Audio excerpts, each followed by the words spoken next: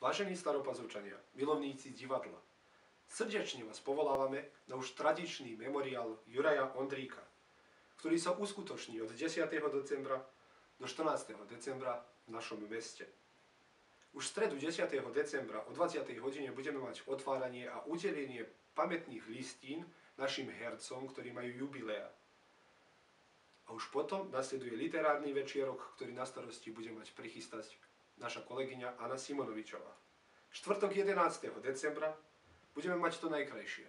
Ide o premiéru detského predstavenia Cesta ku šťastiu, ktoré mali na starosti pripraviť Základná škola hrdinu Janka Čmeríka a náš spolok. Piatok 12. decembra budeme mať predstavenie Podozrivá osoba. Najprv o 17. hodine pre žiakov Základnej školy hrdinu Janka Čmeríka a o 20. hodine pre dospelých pre obecenstvo. Sobota 13. decembra o 20. hodine bude predstavenie Babylon po vyše ako roku. Nedeľa 14. najprv o 18. hodine budeme mať premiéru Pazovského kalendáru. A končíme všetko o 20. hodine predstavením Živý bič v réžii Aničky Balážovej. Tešíme sa na vás.